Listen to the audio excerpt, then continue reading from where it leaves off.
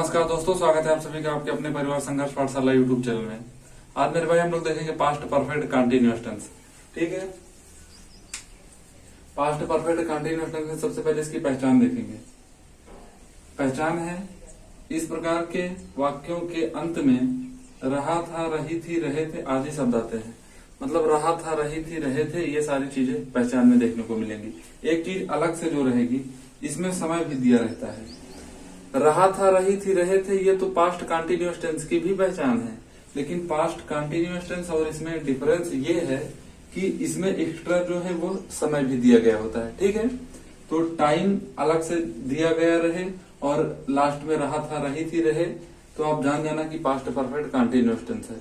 ठीक है भाई, स्ट्रक्चर देखेंगे हम लोग। ये पहला स्ट्रक्चर है, आपको पता होगा कि मैं 4 तरीके से बताता हूं आपको। यहाँ पे स्ट्रक्चर एक नंबर अफर्मेटिव स्ट्रक्चर लिखेंगे। ठीक है, अफर्मेटिव सेंटेंसेस के लिए सबसे पहले सब्जेक्ट होगा, फिर had plus been plus verb की फर्स्ट फॉर्म में ING plus object plus since या फॉर प्लस टाइम।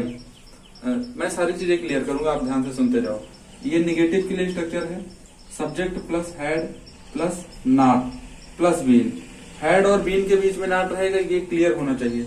हैड और बीन के बीच में नॉट रहेगा, प्लस V1 में ING plus object plus since या फॉर प्लस टाइम।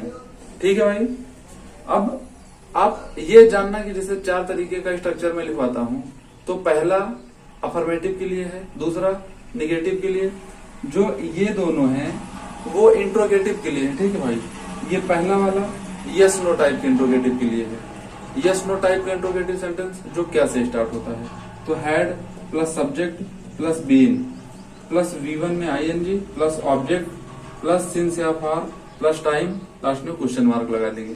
ये यस नो टाइप के सेंटेंस के लिए है। ये जब WH वर्ड वाक्य के बीच में आ जाएगा, कब, क्यों, ये सारी चीजें जब वाक्य के बीच में आ जाएंगी, तो QWE यानी क्वेश्चन वर्ड इंग्लिश, जो प्रश्नवाचक शब्द रहेगा सबसे पहले उसकी अंग्रेजी लिखेंगे, फिर हैड, फिर subject plus been plus V1 में ING plus object plus since या for plus time.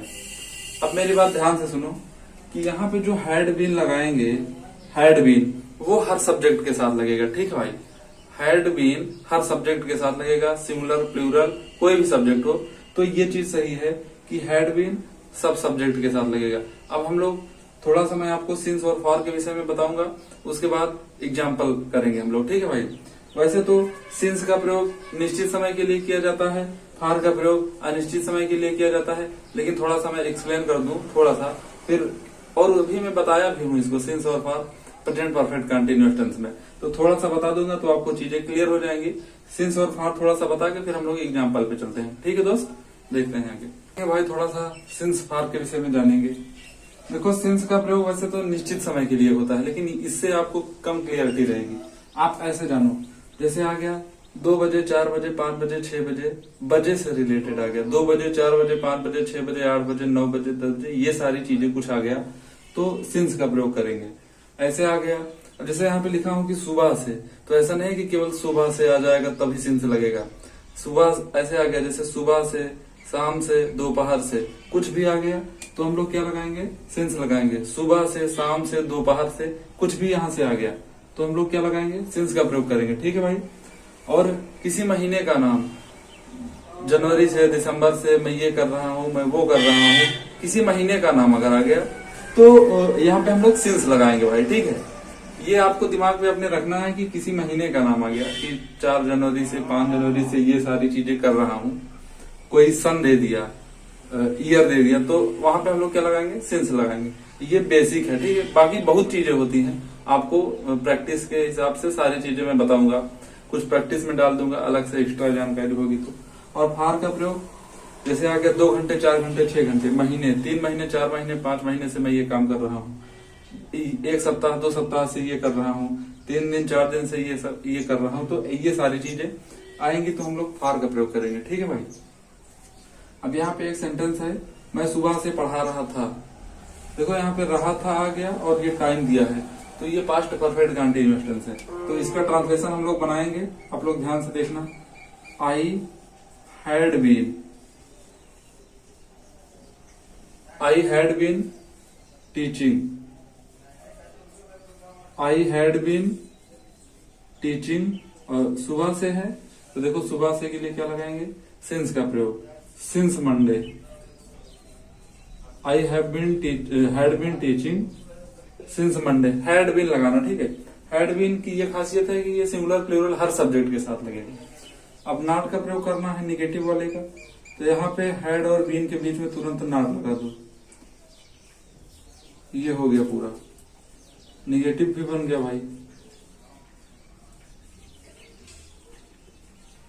Since Monday, अरे सॉरी यार, यहाँ पे सुबह से है, मॉर्निंग लिख दो, ठीक है। सोमवार से होता तब मंडे लिखते, since morning,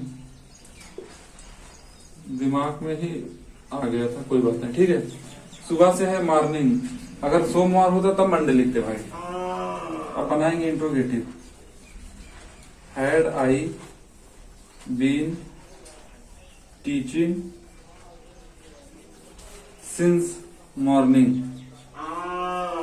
since morning, question mark लगाएंगे क्योंकि ये क्या से स्टार्ट होने वाला वाक्य है, एक WH वर्ड लगा के बना देंगे बस। वाई हैड आई बीन, पूरा वही रहेगा, और यहाँ पे हम क्वेश्चन मार्क लगा देंगे। तो ये पास्ट परफेक्ट कंटिन्यूअस टेंस था, खत्म हुआ, ठीक है भाई। टेंस थोड़ा हम लोग इस वीडियो में खत्म करेंगे, अभी बहुत सारी चीजें करना है यार, पूरा सिलेबस बचा है हमारा, ठीक है। तो टेंस ये समझ लेना, ऐसे ही एग्जाम्पल होता, एग्जाम्पल में कुछ कठिन नहीं है, सब्जेक्ट हर सब्जेक्ट के साथ यही आई ही हैड बीन का प्रयोग करना है, चाहे जो सब्जेक्ट रहे, तो इसमें कुछ विशेष नहीं है। तो ये वीडियो पूरा ध्यान से आप लोग देख लीजिएगा, कुछ भी प्रॉब्लम होता है तो कमेंट बॉक्स में कमेंट कर सकते हैं, ठीक है दोस्त। जय हिंद।